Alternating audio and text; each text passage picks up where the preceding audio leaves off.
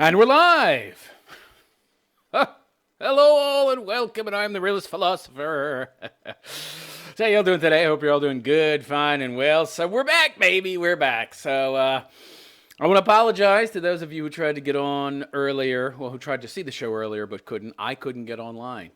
Okay, first of all, I'm really going to make an effort to try to start the show at exactly 10, or I'm going to move it forward to 11. To 12 New York City time. I've been very busy lately. It's sometimes very difficult to get on at 10. I'm going to make a concentrated effort, okay? Because I know some of you out there, not many, watch live, and yeah, it is kind of, it is kind of a disappointment to show up and, not there, and he's not reliable. Fuck him. I really am. So I was only able to get on at 11. I mean, real life shit. I can't control some things, you know? That's reality. It's not like this is how I make my living. I would love it if it was, but, not enough people donate to be able to allow me to do that. Not to mention the fact that I have no monetization on YouTube. So, I'm too far to the right. I don't have the right political views in Maoist America, right? Yeah. So, it's not politically correct. Can't let you make money. So, yeah. That's just how it is. So it turns out, I couldn't stream. I was wondering, why am I dropping every frame? I've never seen this before. Every time I try to get on, drop frame. And then it goes, oh, sorry.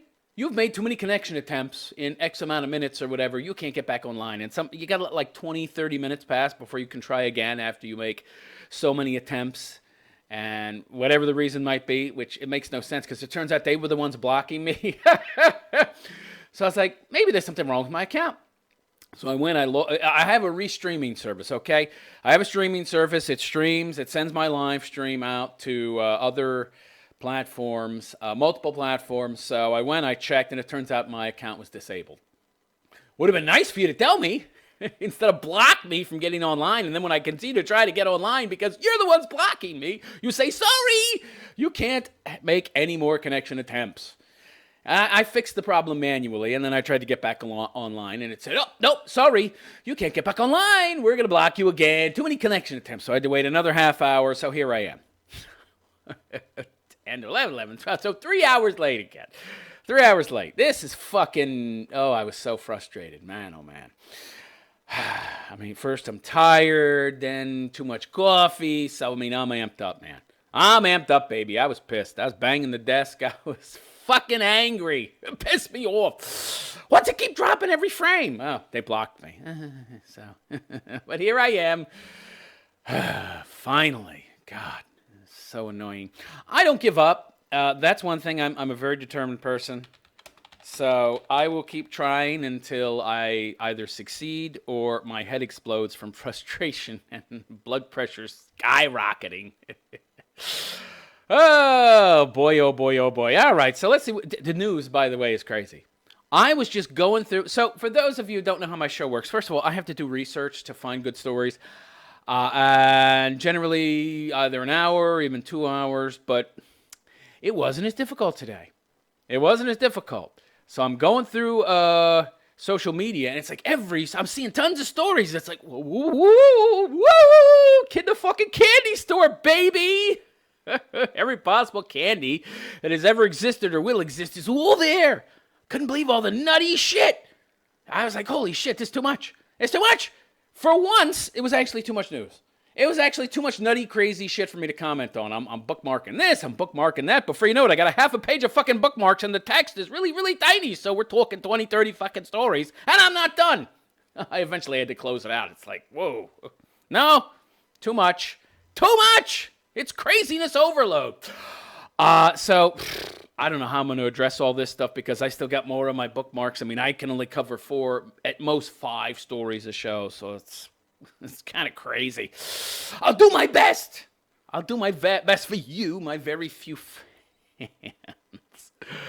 By the way, you people got to shake yourself out of your apathy, okay? I care. You need to care more too, okay? If you're not going to do anything, if you're not going to go out, if you're not going to speak to people about the true nature of reality, i.e. the red pill, if you're not going to try to red pill people, the least you can do is contribute to someone like myself who is making an actual effort and working hard, real fucking hard. Show me some recognition here, okay? Make a donation, even a small donation, for God's sake. If you're too lazy or apathetic to do something yourself, okay? At the very least, what you can do is donate to someone who is. And then you're actually doing something instead of sitting around bitching and moaning and complaining and not doing anything. Ay, ay, ay. All right, let's get to it. So apparently there's some kind of adpocalypse going on where some gay guy, I'm going to use the nice colloquial term gay. I'm going to say be nice, gay. I'm not going to use any other nasty, mean, ooh, you're so provocative, readers philosopher. That's kind of the point. Yo, people in such a deep sleep, I got to shake you real fucking hard. I got to provoke you somehow. So some dude named Carlos Maza, a gay Mexican man, calls himself a gay wonk, started freaking out because some dude named Steven Crowder, I don't know if you heard of Steven Crowder, he's a conservative commentator, funny guy, almost as funny as me. No, he's funny. He's real funny. Has a good grasp of logic and reason. He makes a lot of reasoned arguments and essentially called this guy out on a lot of his bullshit. And, of course, this Carlos Maza guy being the typical millennial wuss that he is, instead of arguing back using logic, reason, critical thinking, he just got triggered. No! He's criticizing me! Nobody could criticize me! I'm gay! I have the gay shield! It's like Captain America's shield, except it surrounds me entirely. I'm impervious to criticism. Why do you think I virtue signal so much? So people won't be able to criticize me. He's criticizing me. I'm such a woke snowflake that I can't take any criticism. So when somebody criticizes me, I consider it a personal attack. So he's flipping out. He's all over social media. This evil, homophobic, hateful man, he's saying all these horrible things to me. YouTube, ban him. Ban him. So, YouTube says, we can't ban him. He hasn't broken any rules. But we will demonetize him for you. I don't get it. I get it. YouTube just lost $70 billion. They lost $70 billion. What was it, last year? And ABC says it's largely due to YouTube and their censorship.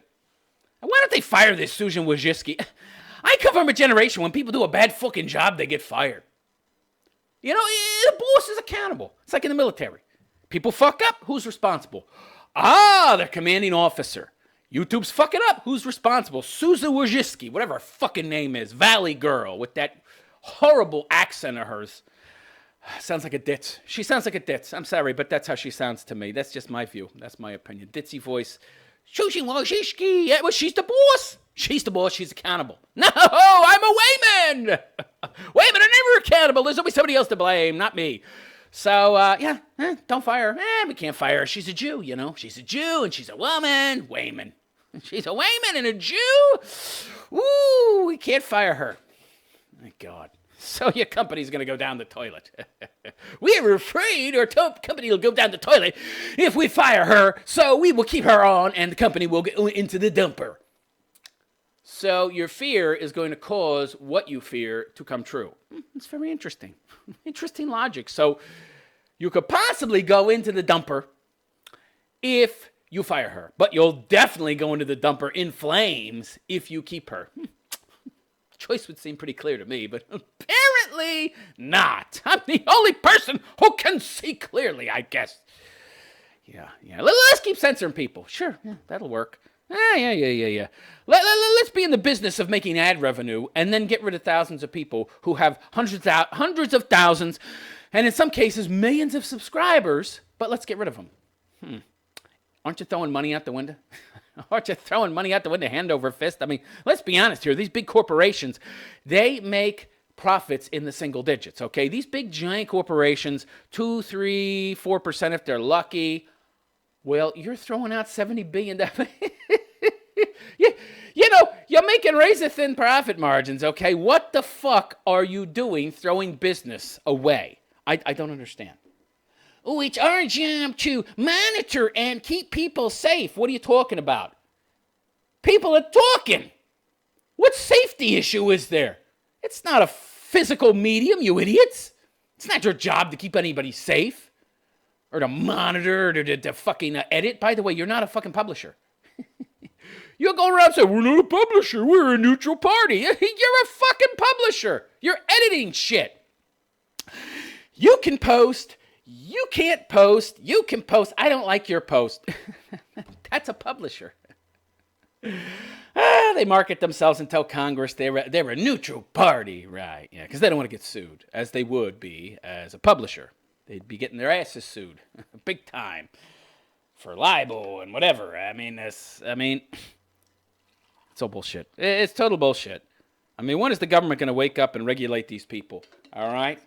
They are not a neutral platform. They need to abide by free speech laws. Oh, God. It's really annoying. So this Carlos Maza is running around, and he's getting all his, woke journalists, not real journalists, they're activists, to, write pieces and contact YouTube. Even got a direct message from YouTube on Twitter. They direct messaged him. I never got a direct message from Twitter. From YouTube. I don't know anybody who's gotten a DM on Twitter from YouTube. YouTube, they're like this, they're like God almost. Oh, yeah, it's an idea, but it's formless and nobody's ever seen it. Nobody's ever experienced it directly. Nobody has ever been contacted by YouTube. Suddenly they're contacting this guy. We're sorry, gay Mexican man.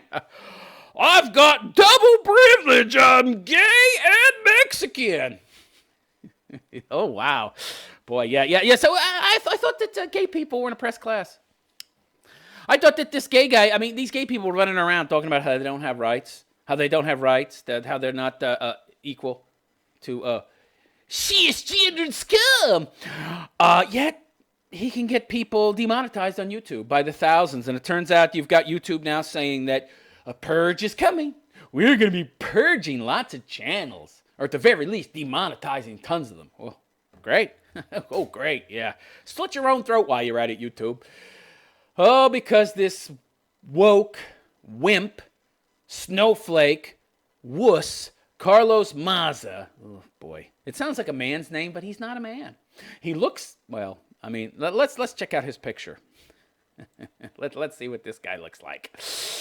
Let's check out Mr. Carlos Maza. It's such a manly sounding name, but he's anything but manly. Yeah. I think I know why he's gay. Oh, God. Yikes. Wow. Yeah. I would think if I was a gay man, I could do better than that. Oh, God, man, he's spindly. Soy? You think soy? Soy boy? BPA boy? Soy boy, BPA. Yeah. Wow. Oh, wow. He's spindly in every way. Skinny neck. Skinny arms, chicken neck, chicken arms. Oh, my God. He's got a button-up collared shirt, blue. Ooh, I love the feminine colors. I love the shade blue. Oh, God. This guy. Wow. A goofy-looking guy. Jesus Christ. He's gay? Is he getting any ass? I don't think so. I don't think he's getting any. Maybe he's just frustrated because he's not getting any. I became gay because I love sex and I couldn't get it from women. So, I want to be an ass bandit and get it from men, but woohoo, I can't get it from men either. I'm so frustrated and pent up. Got to take it out on somebody. Might as well be Crowder. Yeah, he criticized me. Yeah, okay, pal. Whatever. Yeah, isn't he great? Yeah. This fucking guy. So this fucking guy is going to be responsible for thousands of people. Let's be honest. YouTube is just looking for an excuse to demonetize people. And I'm going to tell you something. Lots of people are saying, yeah, YouTube, these big companies, they only care about one color, green. You are mistaken. They don't care about money beyond getting theirs. If they get paid their salary, they don't give a fuck about anything else. They can't see ahead. They can't look ahead to the future. These are not people who can see beyond the moment. They don't care about anything else. They don't care about profits. They don't care about profitability. They don't care about innovation. They don't care about pushing their platform, their company forward, or growing it, or success of it. They only care about the ideology. They only care about using whatever business, whatever authoritarian position they have within a large corporation to push their ideological narrative. That's it. This Susan Wojcicki, this fucking guy, he became a so-called journalist, activist in sheep's clothing, to push his agenda. He's not a real journalist, okay? He just saw it as a good way to be able to be an activist and actually accomplish something, all right? He's not a journalist. And Susan Wojcicki is not a real CEO, all right? She's just in that position to push her political agenda, to use the position of CEO, which she isn't, but she's in the position to push her political narrative. So they're just looking for excuses. She's looking for any excuse. Ban this person, ban that person, get them off here. I don't like their political agenda. I don't like that person's political agenda. Their political agenda is okay. Nah, I don't like that one. That's their job in their own eyes. That's it. Just to create this big safe space that is an ideological echo chamber and will push the correct view at the expense of profits, which they don't care about anyway, and they don't understand how businesses work, just like AOC. None of these people understand how business works. Do you think that this Susan Wojcicki knows how a business works? Do you think she knows anything about economics, okay, or finance, or how to run a business? No. She's the sister-in-law of something, of the owner of Google, or something. I mean, the CEO or the owner. I mean, it's just nepotism. It's just nepotism. That's the only reason she got the job. Okay? Only reason. And I think that the brother-in-law, the owner, CEO of Google, whatever, is some soy boy Indian. Anybody know what's going on in India right now, by the way? It's the biggest cucked country on earth. It's really shocking. I mean, you think that the UK is bad? You think that Australia and Canada are bad? Woohoo!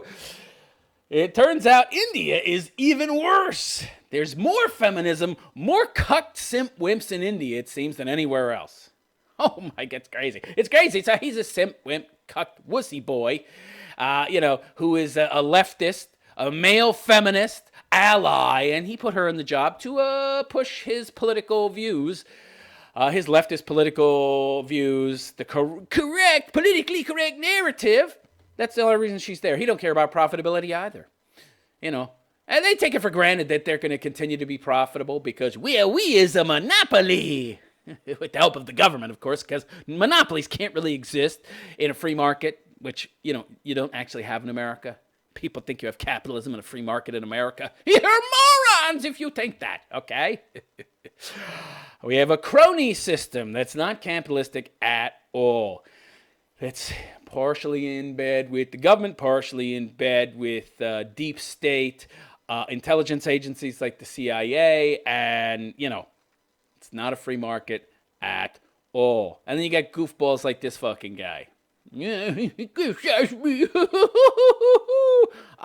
He's a so-called writer on Vice, activist / journalist, faux journalist. He mocked me some. He mocked you some. He mocked you based on things you say about yourself. He's just you use these words. He calls himself certain words, certain names, to act as if they don't bother him, and then somebody else uses the same self-identifiers he uses to mock himself. And he's like, "Oh, how dare he, motherfucker! He's saying what you say about yourself. Calm down, dude." Nah, can't calm down. Can't calm down. I have to get all my journo friends and activists to also write stories and come to my defense and, petition YouTube to do something about this egregious behavior. Huh? Well, just demonetize a whole bunch of people. Yeah, it turns out YouTube doesn't like all the bad press of banning lots of conservatives, so they figured out a different way. They figured out it's easier just to demonetize them, right? Because if you're not getting paid, where's the motivation to make content? There isn't any, so we'll just demonetize them. Woo-hoo-hoo. Yeah, they're so sophisticated, these people. Yeah, so Machiavellian, so cunning. Not really. I'm surprised it took them this long to figure out. Don't ban them. Just demonetize them. But, they're reactionaries. They have no control of their emotions. They just get upset and they act. They react. They don't know how to act. No critical thinking, no logic, no reason. So it took them this long to figure out, don't ban people. No. That's going to create a lot of fervor and draw unwanted attention. Just demonetize them, right? Oh, okay. Yeah, geniuses. So this one guy, this little goofball right here, who thinks he's God's gift to I don't know what. What has he ever accomplished in his life? This guy is going to be responsible for demonetizing thousands and thousands of conservative channels. It's goofballs like this guy that are responsible for YouTube losing so much money. That and Susan Wojcicki, it's my job to make YouTube a safe space. No, it's your job to run the company and make it profitable, all right? So that the shareholders actually make money in their investment, in buying shares in your company. By the way, there was a move, by the way, to disempower shareholders. Now shareholders have less power in regards to deciding who'll run a company. You need to do some research. A lot of you out there don't know that there were laws passed, and shareholders have a lot less power now in regards to what happens with companies. And this is why. This is why, you see, because the CEOs of all the companies currently running things in America, you think the government's running things, get the fuck out of here. They petition for laws like this so that when they start to use their positions to push a particular ideological agenda, the shareholders who would say, what the fuck you doing? You're out. Couldn't. Oh, my. Anyway, let's move on from this dude. All right. Adpocolypse. Oh, man. All right. So anybody heard about that new Dark Phoenix movie? Looks like total crap. By the way, how does that work? I thought that the first time that the Dark Phoenix came out and wreaked havoc was in that X-Men 3 where Logan had to kill her because he was the only one that could withstand her power and get close enough to do it. There's no consistency to the timeline. It makes no sense. Makes no sense. We're Hollywood. We've run out of ideas, so we're just going to regurgitate and recycle the same shit. Sophie Turner says that she won't work in states with strict abortion laws. Well, so what? So what? Go ahead, don't. You won't work again because very soon it's going to be all 50 states, all right? Because these idiot leftists, these leftists are so stupid. Again, this is their Achilles heel. They lack the ability to predict future outcomes based upon actions in the present. They don't see that suing these states, taking them to court, is going to get one of those cases to eventually go to the Supreme Court. Don't challenge these state decisions, okay? No, we gotta! Abortion is good! Baby killing good! I gotta be able to continue to ride the cock carousel. I don't want to be responsible for my actions. I want to be able to have casual sex ad infinitum, even though that's impossible because you're gonna hit the fucking wall and no man's gonna want you for anything. Except maybe some young kids to practice on an old cougar, right? So that they can get hot chicks. I want to continue to kill babies and have the freedom to live a hedonistic lifestyle. So, gotta be reactionary. Gotta challenge it. Well, all you lefty nutjobs challenging these new abortion laws in states like Georgia, you are going to guarantee that the federal court system, that the Supreme Court weighs in on it, and then it becomes law everywhere. Idiots. So Jessica Chastain, don't know who she is, and Sophie Turner are speaking out about their decision to join a growing number of performers who say they will refuse to work in states with restrictive abortion laws. Yeah, right. Virtue signaling. Let's see how much she refuses when there's a $20 million movie role on the line. So it's very easy to be a moralist when there's no cost, right? It's very, very easy to have principles when it doesn't cost you anything. Yeah, I'm just blabbing my mouth. I'm not going to really follow through on this, I'm not going to really follow through. Yeah. I bet you if it cost her a movie role, if it were going to cost her a movie role, she would do it. She would work in Alabama or Georgia. The X-Men Dark Phoenix actress. Oh, a horrible looking movie. So the Dark Phoenix actress told Sky News Wednesday that their names are among the signatures on a March letter stating opposition to Georgia's heartbeat abortion ban. Yeah, yours and a bunch of other nutty leftists. Who cares? Who are you? You're just some low IQ broad that's an actress in Hollywood. And by the way, most of you actors in Hollywood are low IQ people. What do I care what you think? Your words mean nothing to me. They have no more weight than those of anybody else in my mind. I'm not some dumb mouth-breathing hick who worships you people and fucking designs my life, tailors my life around your views. There's a letter going around that I signed. Well, whoop-de-fucking-do. You can write. Saying I'm not going to work in any states that deny rights for women. Amazing. Where are you going to work? I mean, a lot of movies are shot in the South because a lot of southern states are still poor, and they need the revenue from these movies, so they give these movie companies, these movie producers, these movie houses, they give them outrageous tax breaks. I think Georgia gives a 20% tax break. What are you going to do? Where are you going to work? It's the majority of the states passing these anti-abortion laws, by the way, are southern states. Where are you going to go? Where are you going to go? What are you going to say to Disney or whatever other movie company? Hey, movie company, I'm not going to work in Alabama or Georgia. Well, find somebody else. Yeah. It costs $150 million to make a movie. And do you really think that Disney is going to eschew a 20% discount? We'll go somewhere else and pay an extra 20%. Sure. Yeah, for you? Boy, she has a really high opinion of herself. I don't think they care that much about you, honey. All right? Ooh, I'm not going to work in any state that denies rights for women. You do not have a right to kill people, okay? You do not have a right to kill people, and even worse, to destabilize society and destroy the West, to destroy our country, which was what abortion does when you undermine the family. So, former Game of Thrones star Turner said she had yet to inform her agent that she signed the letter as Chastain. What? I don't understand. Okay. Several big-name entertainers, including Alec Baldwin. Oh, well, of course, Alec Baldwin. Yeah, that's surprising to me. Isn't that the same guy that he had that horrible divorce with, what the fuck was her name? I forget his ex-wife's name. He had some fat daughter that he called a pig, and the daughter recorded the phone call, and he's like yelling at his daughter and insulting her and calling her all these horrible names. Women hate. Why is anybody listening to this guy? Oh, he hates Trump, so we'll overlook his former faux pas. Mia Farrow, old broad. Ben Stiller has been. Also attached to, was he ever even that famous, really? I mean, he did that Zoolander, right? Crappy movie. Also attached their names to the letter. All a bunch of has-been actors. Spearheaded by actress Alyssa Milano. Another has-been. Was she? No, she's not. She was a never was. Was she ever even a star? What was the last film she was in?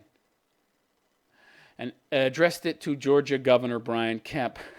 I've seen Kemp talk. He's a staunch conservative who likes kids and doesn't believe in killing babies. And I think he's a hardcore Christian, too.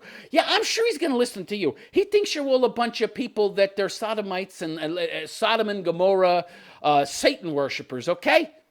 Hey, he thinks the town you live in is Sodom and Gomorrah. Or Babel or something. Yeah, I'm sure he's going to listen to you. He's going to get this letter with all of what he thinks are Satanists on names on it. Oh, sinner, sinner, sinner, sinner. He's going to listen to a bunch of sinners in his mind. Yeah, right. He's praying for your souls, but I don't think he's paying much heed to your hedonistic wants. The message said the celebrities would push film production crews to abandon the state if the abortion bill became law. Oh, well, you know, a couple of entitled celebrities are telling him, we're not going to come to your state. Okay. I don't think he cares. Georgia's controversial legislation, which Kemp signed in early May, bans abortions after a fetus's heartbeat is detected. This seems like a good objective standard to me. You have to have some kind of objective standard. This is, by the way, why the left wants to push a world of no objective standards of any kind, where everything's relative, because then, it's pretty hard to apply objective standards in a world that doesn't understand what objective standards are and has none, right? Yeah, no objective standard, none. This is a good objective standard, I think. So, which can occur as early as 6 weeks into pregnancy.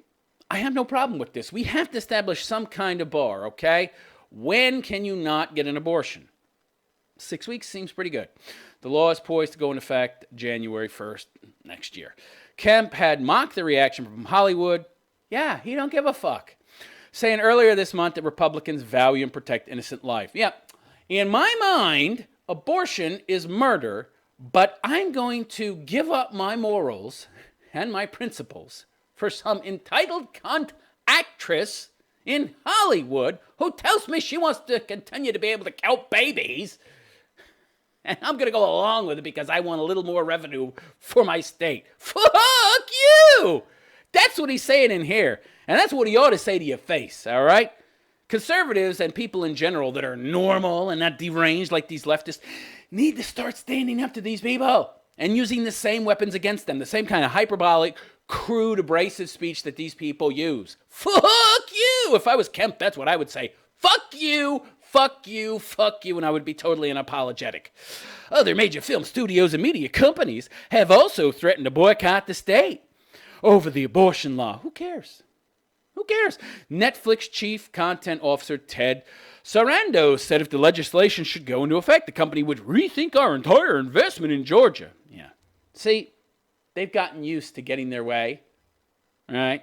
Because they have such cushy ties with the government.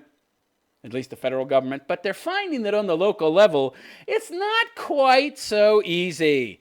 Yeah, Walt Disney CEO Bob Iger also said it would be very difficult for the company to make films in Georgia if the abortion restriction becomes law.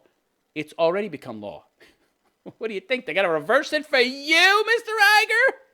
Iger? Who, by the way, Bernie Sanders hates because he makes too much money. Too much money. Too much money. He should give the money to the worker.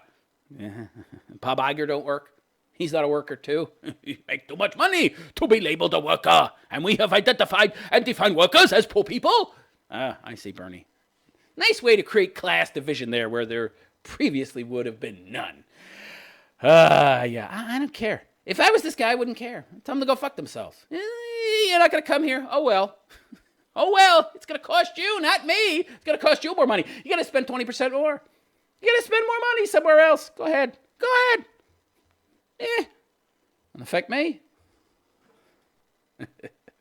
Idiots. These Hollywood virtue signalers, in the end, they're not going to follow through. You know, they do not have the conviction of their principles. They really don't. When they're actually faced with losing money, that they will not follow through. I guarantee you the majority of these people will continue to go to Georgia. By the way, Sophie Turner, when was the last time you were in Georgia anyway? Your career's done. You were in that horrible Game of Thrones that ended horribly. You're in this horrible fucking Dark Phoenix movie. I hate her, by the way. I don't like Sophie. I don't like Sophie Turner. She's like, in my mind, there's nothing there. It's like there's no bats in the belfry. There's no anything in the fucking belfry. Vapid, fucking airhead, not an original thought in her friggin' head, which is, of course, why she makes the perfect useful idiot. All right, let's move on. Next. I love this. Following in the footsteps of Jeff Bezos, Walmart CEO calls for raising the federal minimum wage. Brilliant. Yeah, great idea. Walmart Inc.'s CEO wants Congress to boost the federal minimum wage. And he knows they're going to do so anyway. So he wants to virtue signal, right? Also, boosting the federal minimum wage to a certain level that he says it ought to be, good for him. He can put his competition out of business. That's why Jeff Bezos is like, I'm going to pay a minimum wage of $15 an hour. Yeah. It encourages lawmakers elsewhere to raise it to that level. And, small businesses can't afford to pay that kind of minimum wage. A lot of places couldn't afford that. Walmart couldn't afford a $15 an hour minimum wage. Boy, he would love to put Walmart out of business. They're major competition for Amazon. Yeah, if you're CEO that's rich, your company's making tons of money, sure. Use the minimum wage laws to bankrupt your competition. Yeah, Jeff Bezos don't care about that, though. The worker. Oh, Jeff Bezos. Oh, the worker. I thought that he was evil. Didn't AOC say he's evil? He makes too much money. Too much profits from Amazon. We didn't get to steal enough of it. You could have stole a whole bunch if you let him into New York, you dummy, to the tune of $3 billion a year. Oh, 2.7, because he would have gotten a $3 billion tax break that she somehow thinks was actually taking money from New York. She doesn't know how tax breaks work. She's a moron. Well, what do you expect from a former bartender, waitress, whatever the hell her job was before she became a faux congresswoman? So the current $7.25 minimum wage is too low, said Walmart Chief Executive Officer Doug McMillon on Wednesday at the company's annual meeting. It's time for Congress to put a thoughtful plan in place to boost it, McMillon said, and put my competition out of business. Previously, McMillon expressed support for increasing the national minimum wage. Of course. You put your competition out of business, and the extra revenue coming into your business will more than make up for whatever loss you are suffering to pay that higher minimum wage. Brilliant. Previously, McMillon expressed support, but this is the first time in more than a decade a Walmart CEO has specifically demanded new legislation on the matter. In considering the change, McMillon said federal lawmakers should take into account cost of living increases to avoid unintended consequences. Cost of living don't mean a goddamn thing in terms of deciding wages. It's the value that your job creates. How much wealth is created by your position? Does it create a $10 an hour amount of wealth plus some surplus to provide a profit for your employer? If not, the employer is losing money. That's not how business works, okay? First of all, AOC, she's so stupid, she thinks profit's evil. Let me explain to you in very simple terms how businesses work. I know I've done this before. Some of you are new listeners. I've just got a real hard on for economics. I actually understand economics. A lot of people don't. AOC doesn't. These pinheads don't. And you don't even have to have a high IQ, okay? You don't. Businesses have an initial investment. Either shareholders invest for a company that's going public, or a larger business that's starting out that might not be going public initially, but is still too big for the person who wants to start the business, has the idea, has the talent to do so, for him to be able to afford. So people either invest, or somebody saves their money and they start a business. Now, if I start a business, let's say I put in $100,000. Okay, I start the business. I open the business. I get the business going. I get customers. I'm a service business. I provide a product, whatever. I get customers. And now I need to expand because I'm getting more customers, and I therefore need to provide more goods and services. I'm growing. Now I'm not just an owner-operated business. I now need employees to make more products, to provide more of the service that I'm providing. Well, how do I do that without profit? How am I going to expand? How am I going to purchase new equipment? How am I going to buy the trucks to allow the people to drive to wherever they're driving to provide the service? How am I going to do any of this? Oh, AOC don't know. That's not her problem, right? You'll pay somehow. How? What are you talking about? That's what profits are for, you idiot. Meanwhile, the employees that I can't afford to hire now because, I've already burnt through my initial capital that was invested, that I invested in the business, and now I've just got money coming in, and where's my profit? Where's my profit? I mean, if I have to, I'm not allowed to have profit. I mean, AOC, she says all profit should go to the employee. Well, okay, so now I've saved this money, and I hire people. All right, now how do I pay them? How do I pay to expand the business? How do I, once I hire these people, afford to expansion, upkeep? Okay, so let's say I invest $100,000, I get a bunch of business, and then because all that new business I got, I save some money, and then I use that money to hire people. But now I'm not allowed to make profit off of them. So they're driving them trucks around, they're driving them vans around, they're using tools, they're using equipment that I have to purchase, they're using my infrastructure, they're using my computers, they're using my location, they're using my electricity, they're using all these things that are purchased by the business, and they're not paying for any of it. Wow, that's real entitlement, huh? So I should be able to use all of your equipment, everything you own, your infrastructure, your tools, your profit-making ability, but now there's no profit, your ability to generate wealth, to pay me a salary, to provide me with a job, to make a salary, but I don't have to kick anything back to you for the privilege of using all of this. What? And eventually those trucks are going to break down. Eventually that equipment's going to wear out. Eventually I'm going to get so much business I need to hire ever more people. But now I have no profit. Where before I was just the only person working. I was the owner operator. So I had all this wealth that I had saved up from doing business and hustling and putting my nose to the grindstone. Now I get employees. I'm not allowed to have profit. Now that I have employees who are somehow owner-operators, co-owner-operators, because even though I started the business, now that they're working for me and using all my fucking shit and taking no risk, by the way, because if the business fails, I'm on the hook for all the debt while they can just go and find another job. Oh, but they have some kind of ownership now, and there's no profit, and they get all that money, so I'm static. I can't grow at all. I can't hire new people now. I can't grow the business. I can't expand it at all. I'm fucked. Yeah. But profit's evil. Ooh.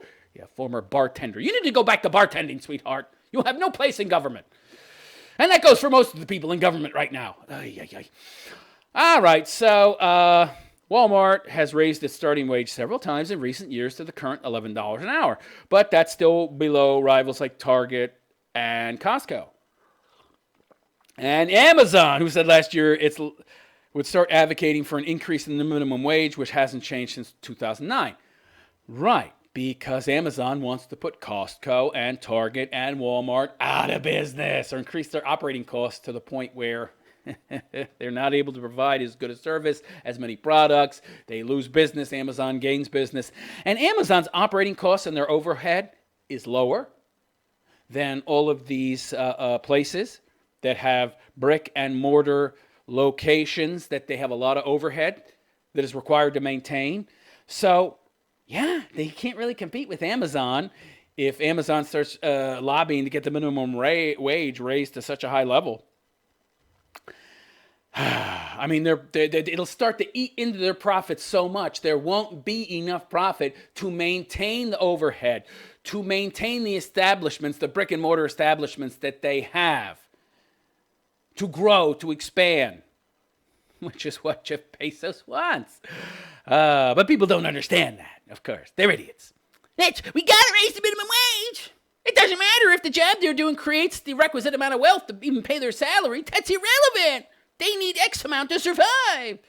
Yeah. Communism. From each according to their abilities, to each according to their needs. Yeah. Yeah, right. Yeah, that works. Yeah. We need to pay them what they need.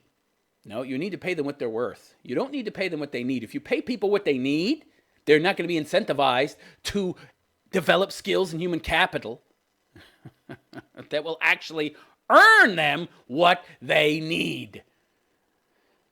And by the way, developing human capital, new skills, you become more productive. You contribute more to society, and thereby the GDP of your entire country goes up when everyone is required to develop a certain minimal amount of human capital to survive. No, but we're just going to step in and fuck all that up and give people what they need, even if they have zero human capital.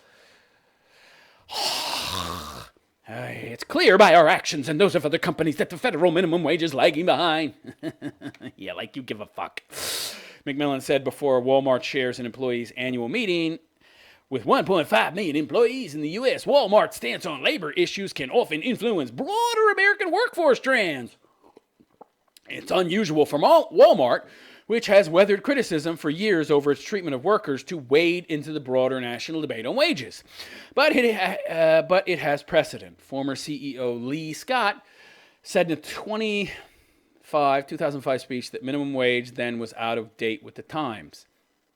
Minimum wages are out of date, period. There should be no minimum wage. Your fucking wage should be based upon how much value you bring to your employer. Not by some arbitrary number made up by some central fucking planner in Washington who thinks he can somehow gauge the value of your job by passing a minimum wage that applies to everybody. Yeah, everybody should make $15 an hour, even if the person doing the job only creates $7 in value. Yeah. Okay. Yeah, because I care about what they need to survive, not about what they're actually able to create in objective reality. And when I do that, I reduce what they're able to create in objective reality, because them having to suffer the consequences of not being able to create more in objective reality would motivate them to be able to create more in objective reality. But I want to take away that motivation. So they just stay a lazy schlub who has no human capital and produces very little. That's brilliant. Brilliant. As Macmillan champion, I can think of no better plan to de-incentivize, demotivate people from improving themselves and becoming more valuable than the minimum wage. As Macmillan championed a higher minimum wage, well, I can think of others that are almost on par, but regardless, that's one very effective way to disincentivize people from improvement of self. As Macmillan championed a higher minimum wage, longtime Walmart critic Senator Bernie Sanders. Well, Bernie Sanders has made his career by demonizing big companies. Yeah. Because he could never, ever run one in his wildest dreams. He envies these people. Yeah. So he attacks them, like all good socialists. Took his 2020 presidential campaign to the meeting. A longtime Walmart critic, Sanders introduced a shareholder proposal to add representatives from Walmart's rank and file to the company's board. But he's not a communist. The workers should be represented on the board of Walmart. They should have part ownership, and part say in what happens in Walmart, even though they're mouth-breathing morons who don't know anything about how to run a business. That's a really good way to reduce the profitability. Oh, Walmart, Bernie, put a bunch of morons in charge. With no chance of the motion passing, but it's a good way to virtue signal for Sanders. It's cast a spotlight on Walmart worker rights. They have as many rights as they're able to earn. They have as many rights as they're able to work for, are able to earn. Okay, that's it. While campaigning for the Democratic nomination to run for president in Vermont, Sanders has frequently criticized Walmart CEO pay. Which again, I love this. Bernie, you're a dummy. Look, if he's making $50 million a year, it's because he's producing more than $50 million in wealth. What do you think? That the board of directors and shareholders are just sitting there looking at their profit-loss ratios, and they're looking at the available capital and saying, okay, well, he only produced $30 million in value. What do you think? These companies don't know how much value he's producing? Are you out of your minds? It's all just abstract for these people, right? They don't understand how businesses work. It's all so abstract for them. Hello? Boards of directors, shareholders, they know exactly how much value the CEO and all the fucking employees are creating on average, all right? I mean, they're not going through the rank and file of 1.5 million employees and looking at this person and that person and deciding their wage. They don't have to because there's a minimum fucking wage, okay?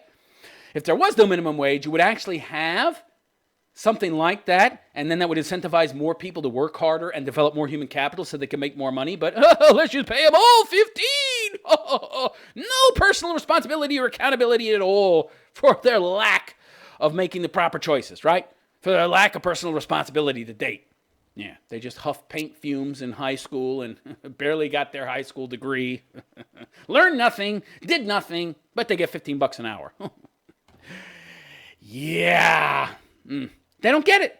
He's being paid what he's being paid because he's bringing in more than that in value. But hey, Bernie don't get that, right? Bernie thinks that the CEO of Walmart is operating on the same level as himself and other congressmen. We in Congress, we just votes ourselves a pay raise. That's how, I think in my mind, abstractly, that must be how Walmart works too. That evil CEO of Walmart, he voted to give himself a raise. Ooh, just like I did. Yeah, Bernie, because that's how the world works. You moron. Oh, fuck. So, Macmillan made $24 million last year. That's because he brought in more than $24 million. That's because he brought in 25, 30, 40 million in fucking value. But, try to explain this to Bernie. All we are saying to Walmart and the Walton family is to pay your workers a living wage. Why? Why should I pay you a living wage? What have you done? What makes you worth a living wage? You want a living wage? Develop the human capital to earn a living wage? Don't tell me I got to pay some dude who has no skills $15 an hour because reasons, because 2019. What the fuck does that mean? That doesn't mean anything. I need $58 an hour to survive in this current market in this vicinity.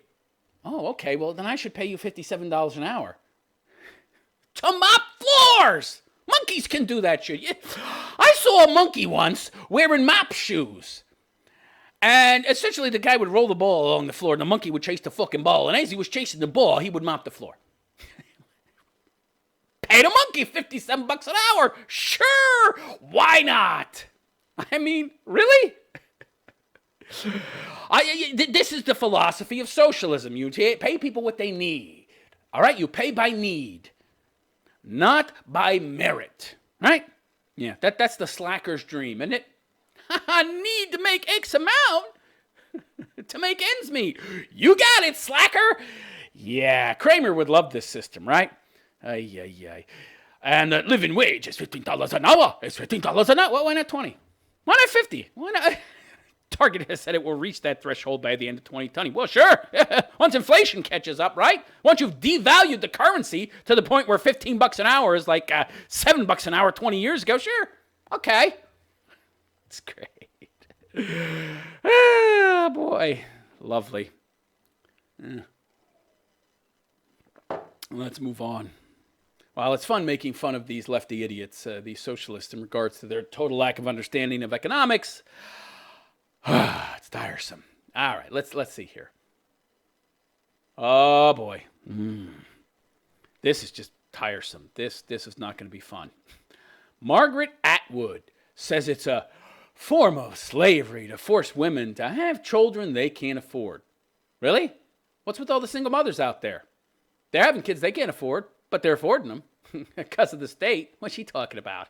Feminism has been encouraging women to have kids out of wedlock for the past 50 years. And now she's saying that's a problem. It's a problem. Yeah, right. You didn't have a problem with it up until now, up until Georgia actually passed an anti-abortion law. And it's not even anti-abortion. You can have an abortion up to 6 weeks, just not after that. So Margaret Atwood has an eerie prediction about the outcome of abortion restrictions. Who cares what this old broad thinks? Who cares what this old hag thinks? I don't care. One that bears an uncanny resemblance to the dystopian Does she understand that abortion was illegal for the entire history of America up until 1970 something? Like 1970, does she understand that? No. Well, she doesn't understand that.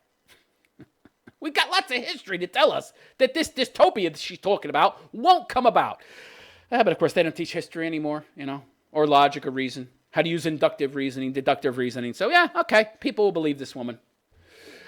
So she goes on to say, speaking at a New York City book con on Saturday, Atwood argued that when states obligate women into childbearing, what are you talking about? States don't obligate women into childbearing. It's called nature. Evolution did that. What obligation? They institute a form of slavery. Okay, first of all, women are not obligated to have kids, okay? They don't have to get pregnant. They don't have to fuck guys without protection. They can use birth control. They can have the guy use a condom. They can use a combination of both. Women got like 18, 19 forms of birth control, all more effective than condoms. They're not obligated to have kids. What is she talking about? What is this nonsense? State-mandated reproduction. This is not true. You're not mandated to reproduce, all right? State-mandated reproduction would mean that you had to get with a mate by a certain age and have a child. There's no state-mandated reproduction, so she's lying. She's misrepresenting things because low IQs have garnered most of you too idiotic to see the fallacies in her words. So state-mandated reproduction has two outcomes, she said. That women die, and that orphanages fill up. Well, she's wrong. They have three outcomes, right? First of all, no, actually, that women die, that's not true, okay? That's not true. That wasn't even true before abortion became legal, all right? By the way, this whole myth that women were dying in droves because they were going to get abortions, back alley abortions, and they were dying because they were sticking coat hangers up in themselves, and they had faux doctors sticking coat hangers up in them. Bullshit. It's a lie. This is an urban myth, okay? Didn't happen. Did not happen, okay? That's lie number one. Number two, that orphanages fill up. No, not true. Not true, okay? You would have more orphanages. That's true. But really, that you don't even have orphanages in America anymore. I mean, had orphanages in a while. What is she talking about? Here's what happens if a mother doesn't want a kid, okay? It'll go into the foster care system, all right? There are lots and lots of foster parents out there, okay? And if you had more kids going into foster care, they would just find and incentivize foster care so that there would be more foster parents. They would pay more per child. They would have new initiatives to find more foster parents. More people would be encouraged to become such because there would be more incentives. Yeah. The supply rises to meet the demand. Simple economics, simple economic lesson. Anybody that had studied economics would know. Of course, these people, what's economics? What's supply and demand? So that's bullshit right there. Orphanages would not fill up because there's very few orphanages, okay? You might have state-run homes for the baby until it gets to an initial point, but generally speaking, they have homes that, the child gets placed in at an early age, all right? Orphanages don't really exist in any great number in America anymore because, again, we have a well-established foster care system. So that's a lie. And women dying is a lie, okay? What would happen, though, that she doesn't understand, that she doesn't want to understand, really this is the outcome she doesn't want, women would have to become responsible and accountable, and they wouldn't be able to sleep around anymore, by and large. By and large, they would have to be more responsible, and they would have to find a mate, a good mate, not based upon six-pack abs or tattoos, but upon virtue, upon values, shared morals, and his ability to provide resources. That's not a bad thing. That's a great thing, actually. You'll be much happier if you go down that route. But this nasty, evil, hateful broad who herself couldn't find a man, that's the worst outcome for her. Everybody has to share in my life's misery. Yeah, you old witch. Atwood referred specifically to Texas, where Governor Greg Abbott is poised to sign Senate Bill 8. Yeah. The legislation not only requires abortion providers to bury or cremate fetal remains, but also bans the most common second trimester abortion. Yeah, because, killing kids, that's... Oh, no! Oh, no! I kept his face on the screen. What the fuck? I'm sorry, guys. That ugly weasel face mofo, his screen has been on, that face has been on screen all this time. Oh, God, what did I do? I subjected you to that horrible, ugly face for so long. I'm sorry. Sometimes I close the window, and, that's... I don't want to look at myself talking all this time. All right. My bad, guys. I'm very sorry about that. Fuck. He doesn't deserve that screen time. Yikes. And I have to look at that ugly mug. Fuck you. Fuck you. Carlos Maza. Gotta be careful. He's gay. Yeah. Pressed class who has all the power. Gay mafia is gonna come for me. Uh-oh. Fuck you, Carlos. So, all right. So, yeah. Atwood, yes, referred to Texas. The legislation not only requires abortion providers, blah, blah, blah, blah, blah, blah, blah, blah, blah, second trimester, yeah, you're evil, you want to kill babies, we got it. You hate babies. You hate everything that women are supposed to be able to do. We understand you're a postmodernist. Everything that's traditional and normal, you want to flip it on its head and introduce the bizarro universe version into our universe. As well as dilation and extraction, the typical procedure for late-term abortions. Dilation and extraction abortions are generally speaking, only performed when the mother's life or health is in danger. I'm waiting for the first lawsuit. Yeah, you're an idiot. You know, why would you want a lawsuit? You're going to make this go to the Supreme Court, and Roe v. Wade will be overturned, you moron. But again, she can't control herself, right? Can't control herself. So I'm waiting for the first lawsuit, Atwood said, explaining that she expected families of women who died to sue the state. Good luck. Good luck. Died how? Died how? Nobody's making you go get a fucking coat hanger stuck up in you and kill you. Nobody is making you get sepsis, all right? Nobody's making you go get a coat hanger stuck up in you or making you stick a coat hanger up inside yourself and kill yourself. Nobody's making you do that. Nobody made you have sex with somebody. Nobody made you lack responsibility, take responsibility for your own actions. Nobody made you fuck that Chad. He got nice abs. I love tattoos. I don't know why, but tattoos are so hot. Ooh, baby. Yet now, it's your responsibility. Take responsibility for your own actions, all right? Nobody's saying you have to reproduce. What is she talking about? But if you do get pregnant, you have a responsibility not to kill the kid. You got that responsibility? No. I'm a woman. I have no responsibilities. All men have all the responsibility. Unless it comes to the decision-making process about what happens to this child, then I have all the responsibility. But when it comes to the actual consequences of my actions, I have no responsibility. I see. How convenient. If only men had this kind of get-out-of-jail-free card in returns of responsibility. Everything we do, we're responsible. Women? Feelings.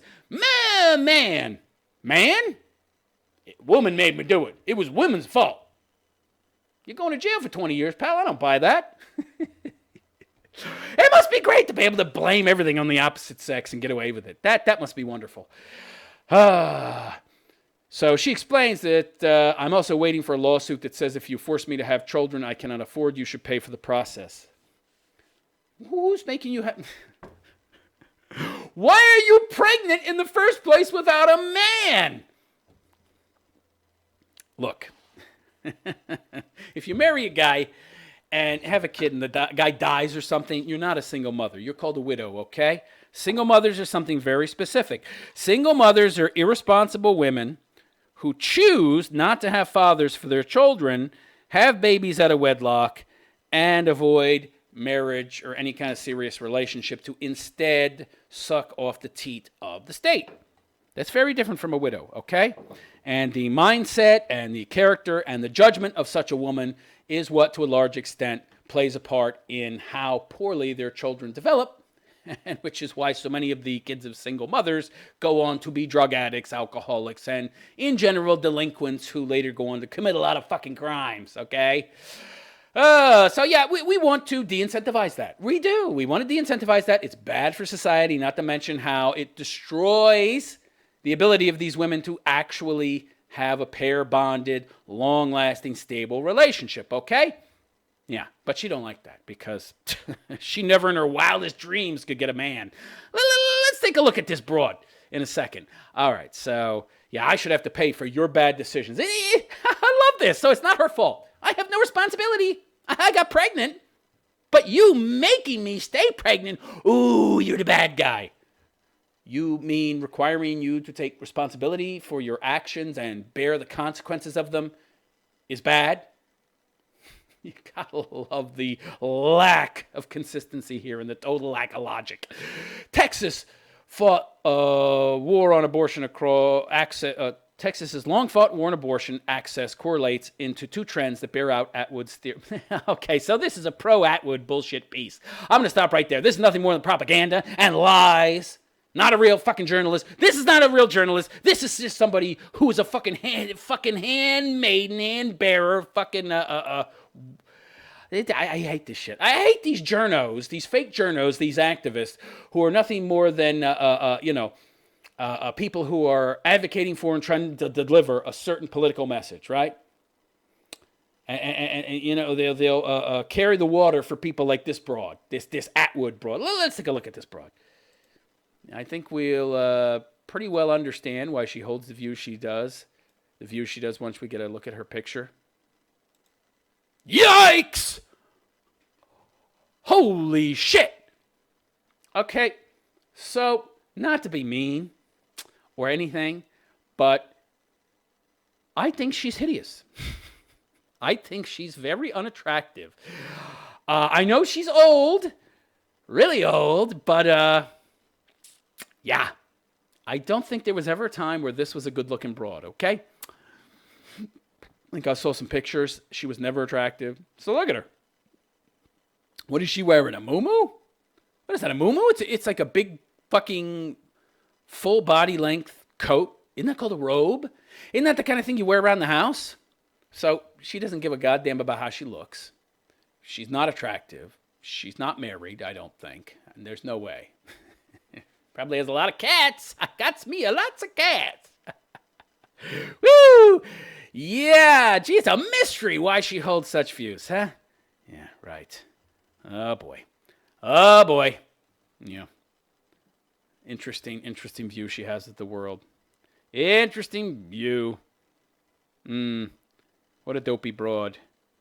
So, the article ends with a stupid quote by her. Listen to this. If you're drafted into the Army, the other situation in which the state seizes control of your body, at least you get 3 meals a day in the military, and you get clothing and a place to sleep, too. So if you're going to do that to women, you need to pay up if they get pregnant and you make them have the baby. The state already does pay. What are you talking about? SNAP, WIC, there's something like almost 30 different fucking welfare programs. There's tons of welfare programs. A woman can get $70,000, $80,000 worth of benefits if she has kids. What are you talking about? The state already pays. Oh, they need to pay more. Well, oh, God, then you create a whole new cottage industry, right? We already got this whole problem here with single mothers. If you're paying more, women will be like, well, okay, I can't get an abortion anymore, but at least I'll make $150,000 a year if I have the kid. Yeah. So then women will just continue to have kids out of wedlock because now the state is paying even more in benefits, double of what they were before, which was already pretty high. No. Then you're creating a whole new problem, but you're not solving the original one. God, what an entitled old cunt. No wonder she doesn't have a man. All right, let's move on, shall we? Oh, this is kooky. This is going to be the last story here. Oh, my God. Listen to this kooky shit. No, I don't have to tell you I'm trans before dating you. What? How would I not know? Wouldn't that big Adam's apple be a clue? So trans people are demanding trans people come out to potential partners is transphobic. I don't know why I'm misreading so much today. Demanding that trans people come out to potential partners is transphobic. What? That's transphobic is not a thing, by the way. To insinuate that people are afraid of trannies, transsexuals. Don't say tranny. That's transphobic. Well, what isn't transphobic? Not criticizing me. Any criticism of me is transphobic, homophobic, whatever. Okay. So, wait a second. What? Isn't that dishonest? No, because I'm a Wayman now. Right, because you've declared yourself a Wayman, got your cock cut off, and so in objective reality, you're now a woman. So you shouldn't have to come out and tell me that you're trans because you're not trans.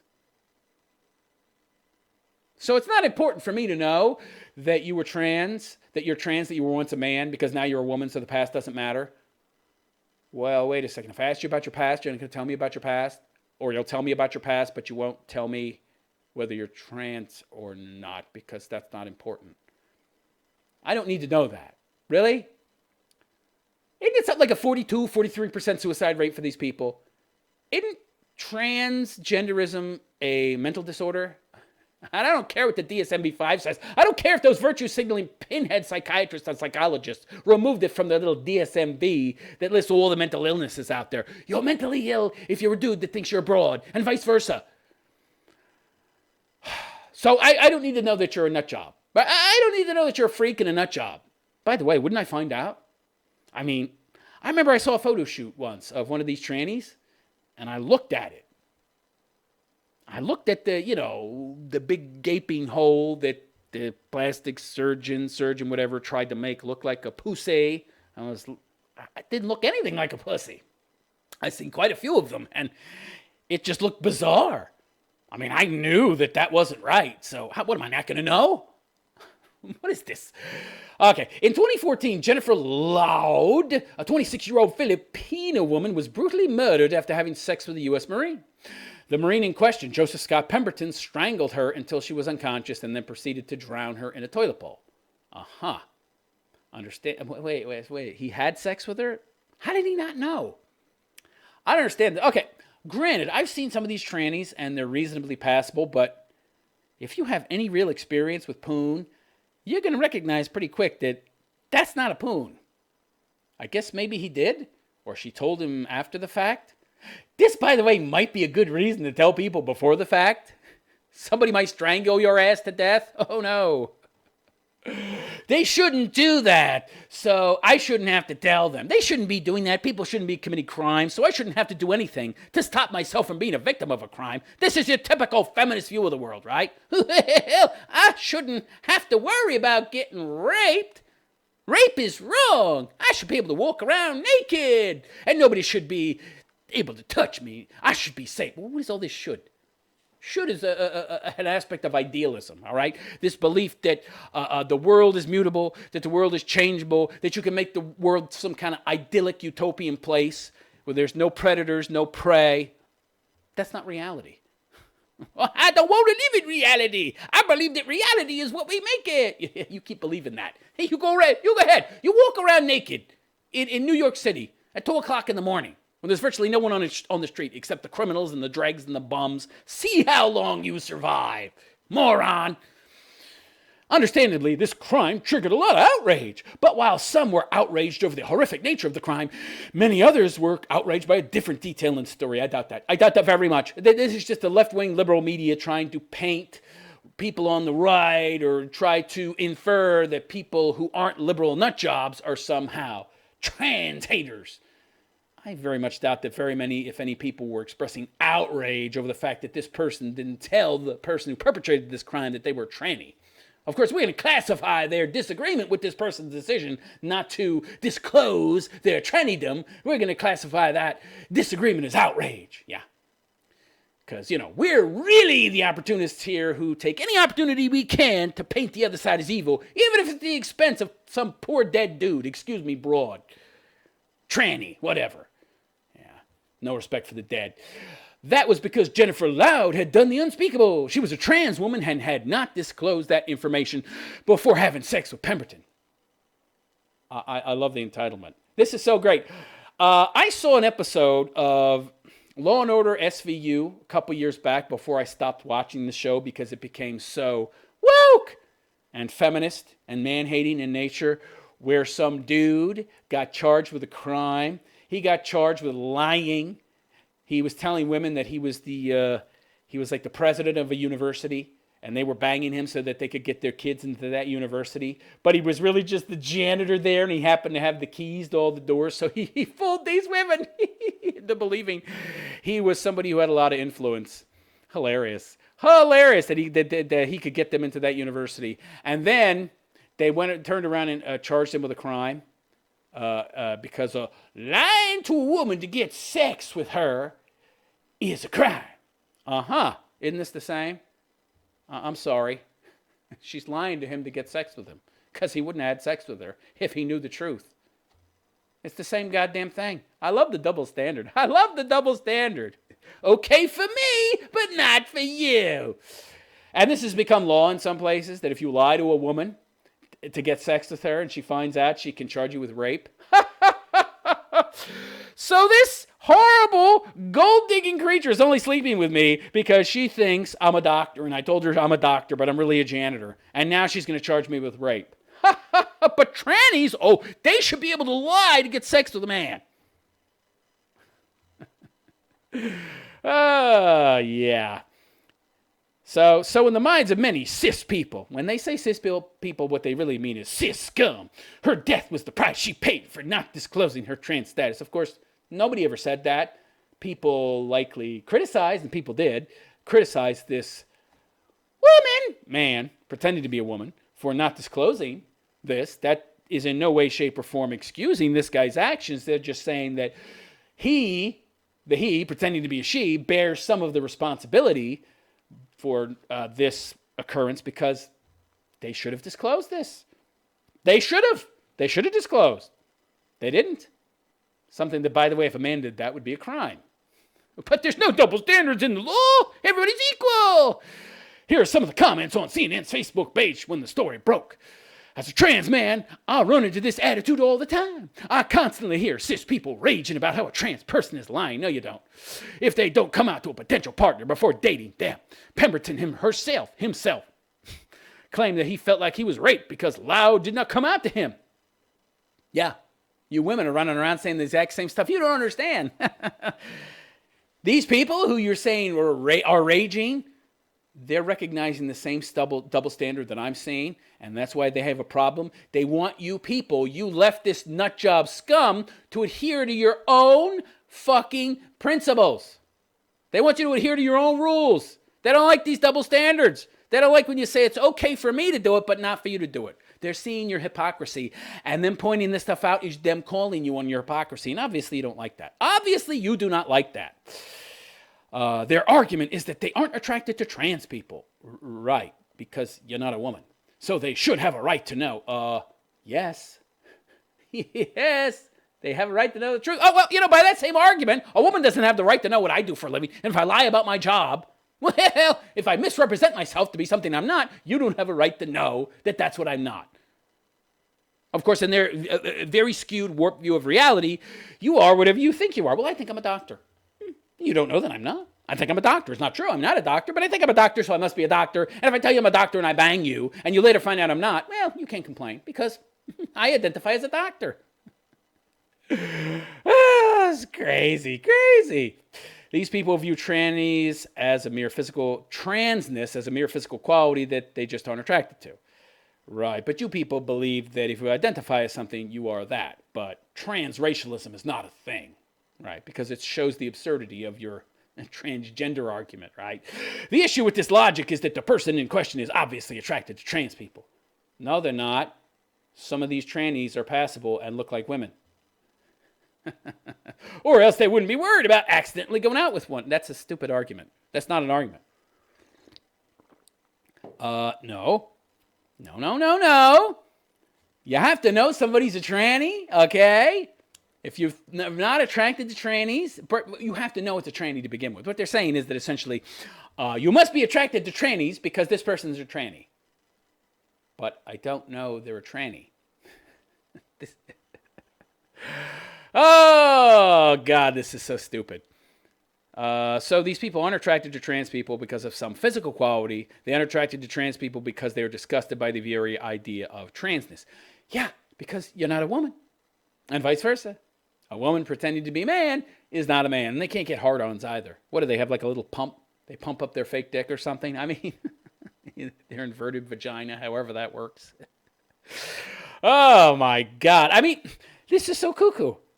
Yeah, I'm not attracted to trannies. Just because you've had this clever surgery and you've been able to get a doctor to make you look like a woman, and maybe they found some new way to, morph and change the beef curtains, to give you beef curtains and to make that fake pussy look real, you're a tranny. So wait, let me get this straight. So in your mind, perception creates reality. And if I identify as a tranny, I'm a tranny. But if I'm not attracted to trannies, this is very interesting. So there's a contradiction going on here. So in their mind, knowing that you are something makes you something. But me knowing the something that you are doesn't make you that something. Wait, what? So let me get this straight. If I know you're a tranny, I won't be attracted to you. But if I don't know you're a tranny and you're a good-looking broad in my mind, but then I find out you're a tranny, that's not valid. What? You see the contradiction here?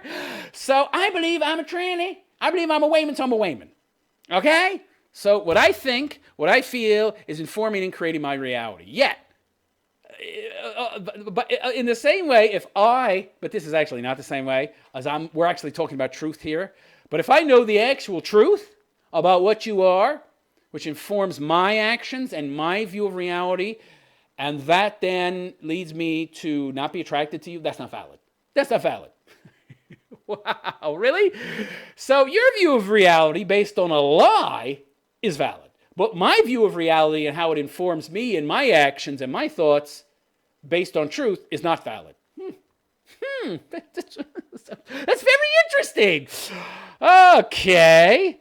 So disgust towards trans people is ingrained in all of us from an early age. No, it's not. What? Yeah, there's some huge bias out there. Right, this is a lie, of course, right? I mean, all you got to do is look at what's going on in schools, look at what's going on in academia, the media, movies, TV, the government, what they're pushing. No. The laws that they're pushing. Obama and his tranny bathroom. bullshit, which led to lots of kids getting diddled by pedo trannies using the opposite sex's bathrooms. Now, people are very accepting and open to the idea of transgender. Too much so, in fact. But they're open to the existence and freedom of these people to live whatever life they want. That doesn't mean they want to boff them. These are two very different things. The gender binary forms the basis of European societies. Yeah. Which you want to destroy because you want to destroy European societies. That's what useful idiots like you are really about.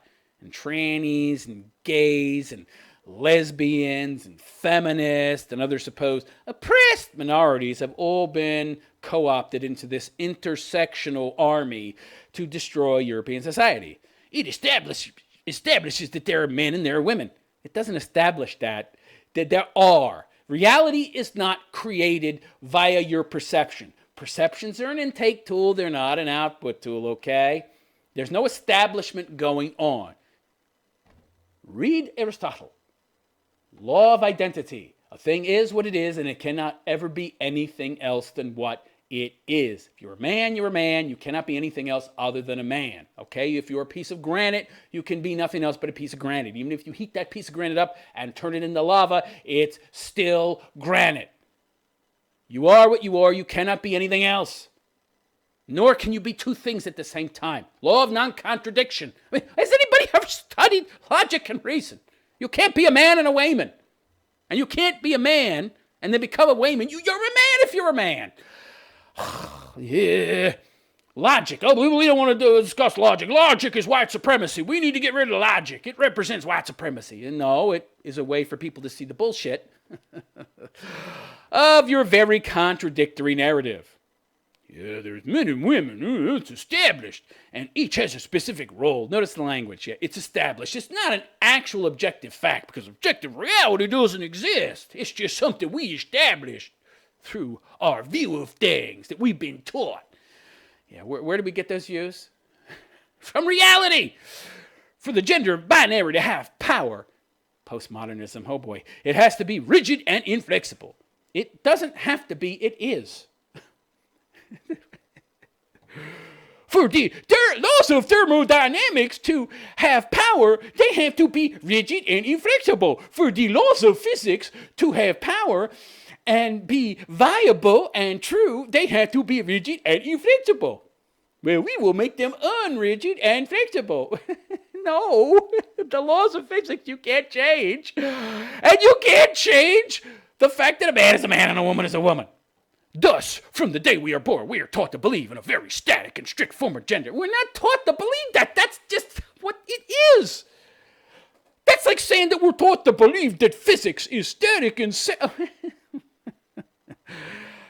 water boils at X temperature at Y elevation. Yeah, you're not going to change that. Nothing you do is going to change that. But what they're saying is you can change these objective truths. No. You can't. They're objective truths. Like the laws of physics and thermodynamics, these are truths. Trans people are walking refutations of this concept of gender. No, they're not. They're just people denying reality, denying logic, denying reason, living contrary lives that are at odds with their own nature, which is why 43% of them kill themselves. More than kill themselves after they get the gender reassignment than before. But they're not just mentally ill and deluded. Our very existence threatens to undermine the gender binary itself. Yeah, no. You're not undermining objective truth and reality. Okay? You're just trying to change, manipulate how people view reality and introduce the idea of idealism, a philosophy that teaches that the mind is primary and that reality is secondary, and that it's actually the mind that's creating reality and not reality that creates the mind, you see. Yeah. We can change and influence reality and make it what we want it to be. No. No. Some things are mutable. Some things are changeable to a certain extent. Your strength, your stamina, your endurance, but not your height. Not your height. Or your gender. I'm 5'11". I'm always going to be 5'11", okay? Well, you could go get that surgery where they cut your legs off and then insert these extenders and new bone growth. Yeah, but I'm still going to be a man. There's no extender that's going to change me into a woman, okay? My original height, my natural height, is still going to be 5'11". That I artificially became taller. That's one of those things that by extreme measures you could be mutable to a certain extent, but gender ain't, okay? That's set in stone. These are two different categories of things. You're talking about lots of categorization errors that these people are making. Yeah. We learned that if you have a penis, you're a man, because that's what a penis is. It's what a man has. And if you have a vagina, you're a woman. Trans people are walking refutations. Yeah, no, they're not. Our very existence threatens to undermine. That's the whole point. You see, the left embraces postmodernism. This idea that everything's traditional and in power right now, corrupt, bad. The idea of postmodernism, it's all about power dynamics, okay? Postmodernism is all about power dynamics, okay? And other groups want to gain power. The lesbos, the gays, the feminists, all these other supposed oppressed groups, trannies, they want to gain power. Or others want them to gain power. Those that are pulling their puppet strings, the puppet strings of these useful idiots, okay? Yeah, and postmodernism is one of the ways they are doing that, okay? Yeah, reality is what we make it. It's not what it is. Yes, and for that we're constantly demonized, as you should be. As you should be, because anybody who understands what you're doing and why you're doing it understands that you are trying to undermine and destroy Western civilization. The only bright light in a very dark fucking world that brought every single goddamn innovation into this world that has allowed billions and billions of people to exist. We are responsible, white, Western, European people are responsible for every goddamn innovation out there, from advancements in agriculture to the technology that's allowing you to watch this live stream right now. And you want to destroy that. Others can't really compete with them, so they got to go so we can create the utopia of equality. They're inconvenient truth, these white people. They have a wonderful mix of creativity and intelligence, all right? There's some races that have higher average IQs, but they don't have the level of creativity. There's something interesting in the mix of the Caucasian person that really allows them to be a bright light in the world. We got to get rid of them. And by the way, Asians do better in America than Whitey does, okay? Within the system, though, that we created, okay? We created Western society. We are responsible for the Enlightenment, okay? Gotta go. We gotta go, yeah. Yeah, we're such horrible, evil, oppressive people that every motherfucking third world person on the earth wants to come to our countries. I wonder why, if we're so horrible. Yeah. So, for example, trans people, mainly women of color, continue to be slaughtered in droves for being trans. Where? Africa? Well, don't be trans in Africa. That's wrong, by the way. The justification of transphobic oppression is often that transness is inherently disgusting. Okay, that's a repetition of what was said before. The trans-panic defense still exists to this day. This defense involves the defendant asking for a lesser sentence after killing a trans person because they contend that when they found out the victim was trans, they freaked out and couldn't control themselves. You mean like temporary insanity, which is a real thing?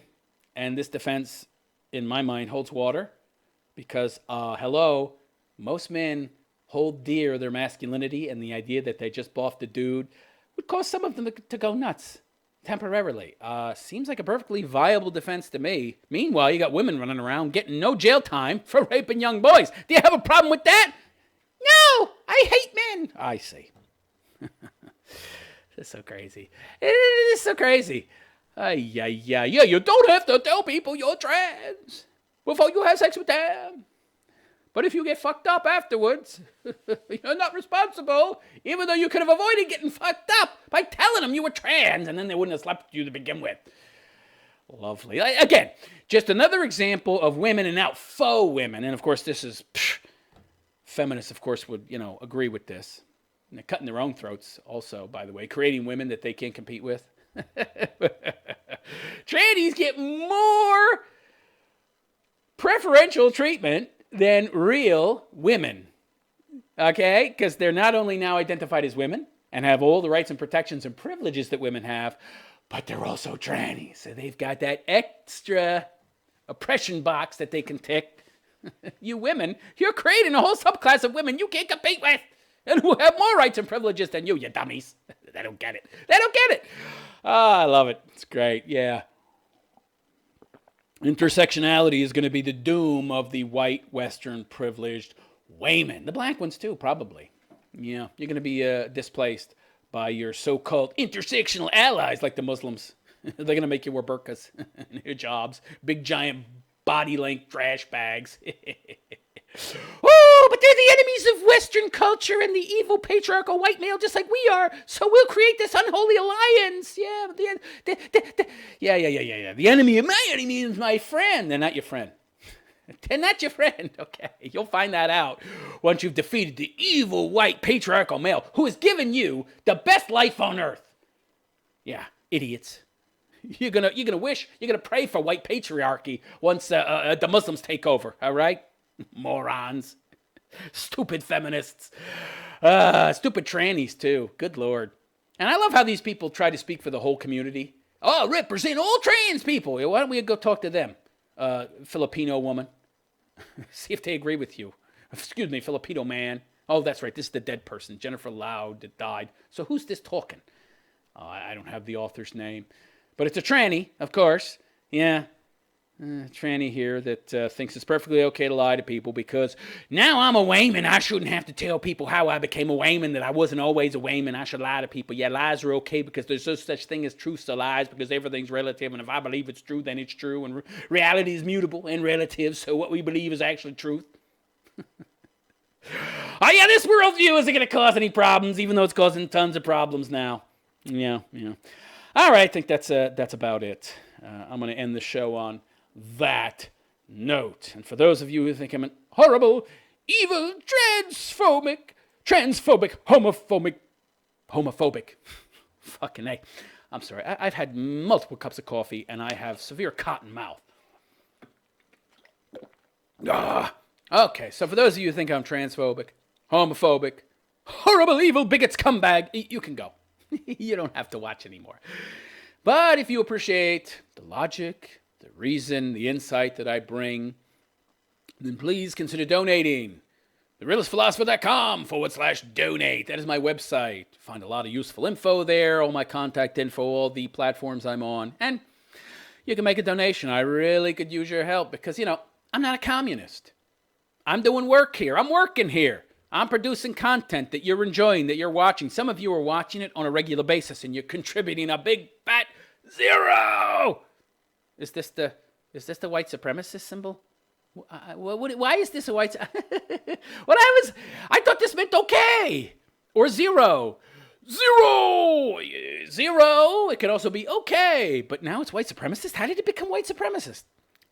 I'm out of touch. With all these weird new, symbols. And what does this mean? Does this still mean peace? Or it actually means victory. Winston Churchill first did this. It stands for V for victory, but lots of people now just use it to mean peace. The hippies adopted it for, just a peaceable. Yeah. Does it mean something different now?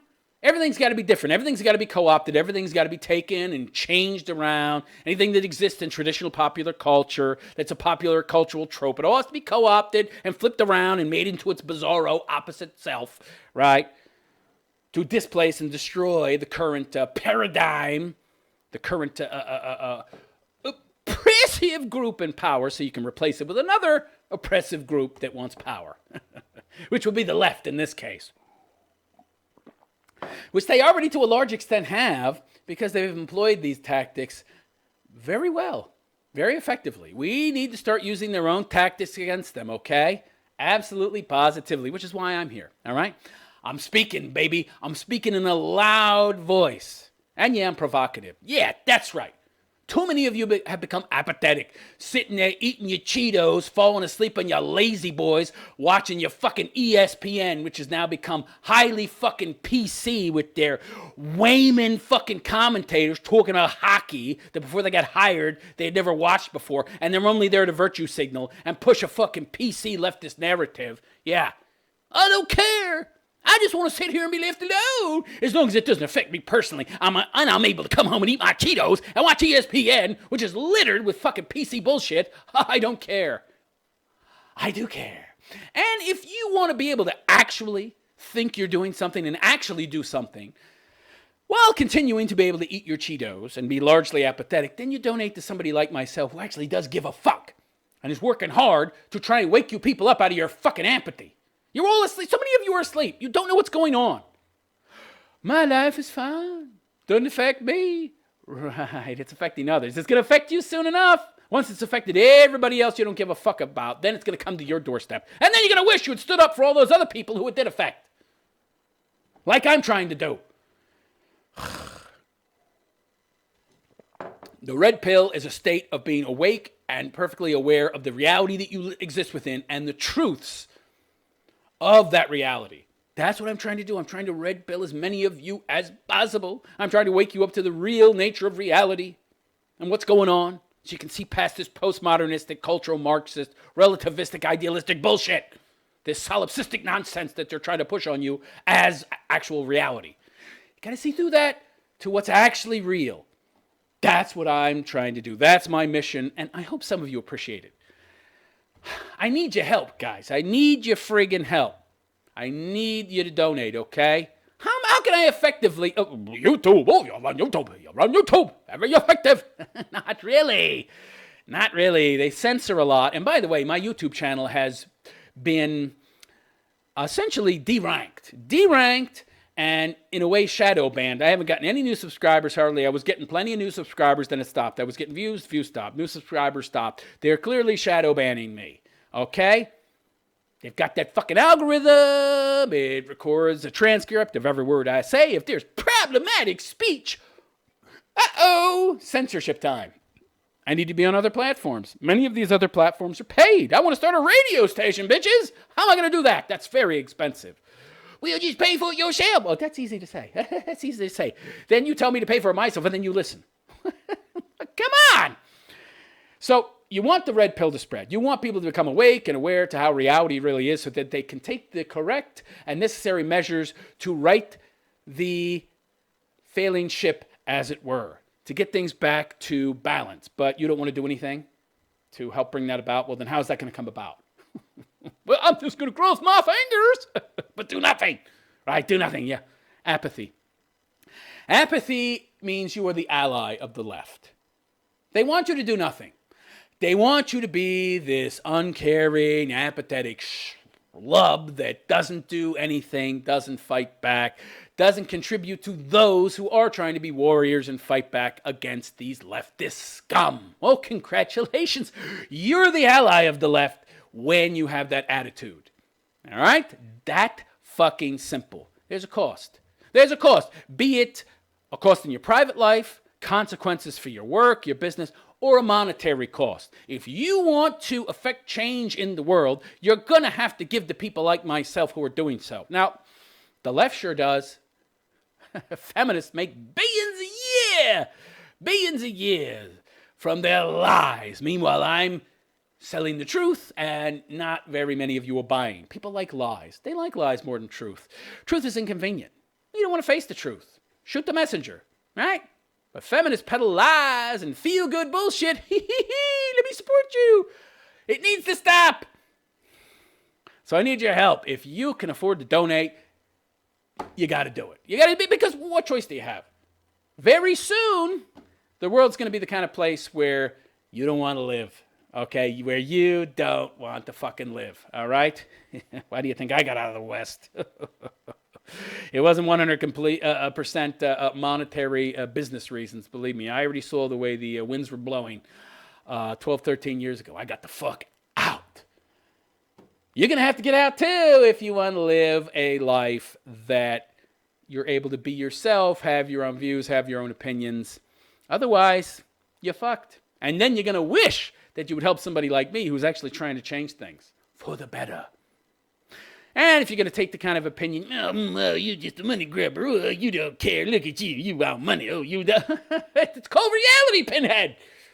All the stuff I need to do to expand my reach and my audience costs money. It's just a freaking acknowledgement of how reality works. What are you, a socialist? You a communist? You expect everything to be free? I don't. It's not. Everything has a cost. And in terms of me expanding my content and my audience, it has a cost. And it's extremely difficult, if not impossible, on YouTube because I'm shadow banned now. I'm saying things they don't like. That Susan Wojcicki, the shield that she is for the left, useful idiot, is shadow banning me. I'm on BitChute via my old name. You know what that is if you are a follower of mine.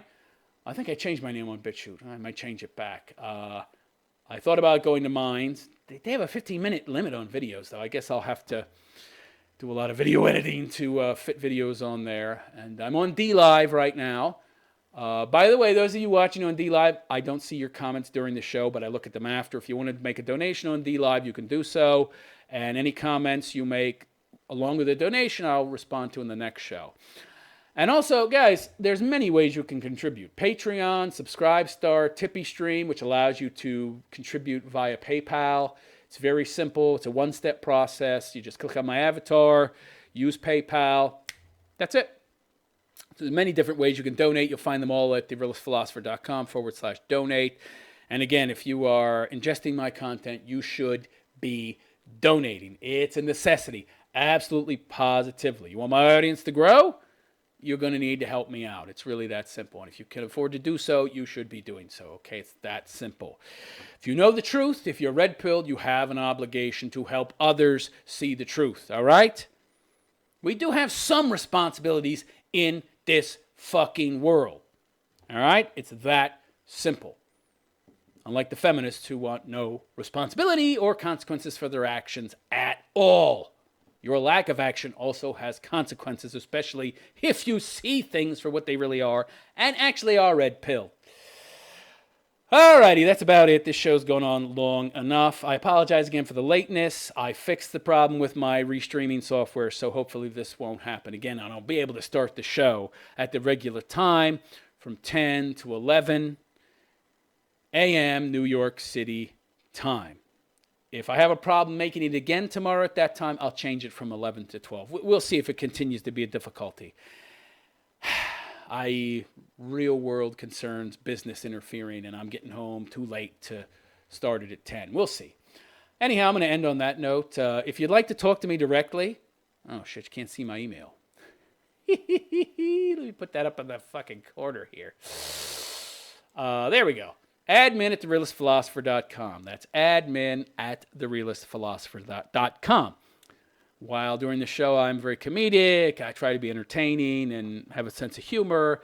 I also have a serious side. If you'd like to discuss the issues that I have talked about in this show more seriously, or you'd like to explore a subject that you find interesting more in-depthly and get my take, or maybe get my take on some personal or professional issues you might be having in your life, feel free to email me at admin at therealistphilosopher.com.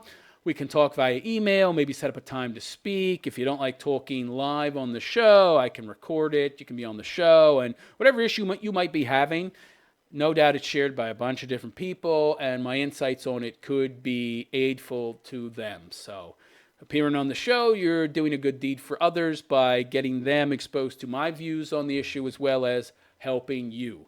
So a double good for you. I'm also on Facebook and Twitter. You can find those links in the description as well as my Instagram and Gab. And that's about it. I'm going to head out. Thanks for viewing if you are viewing live. And of course, if not, you can always watch this after the fact. I am the Realist Philosopher, and I wish you a good day. Take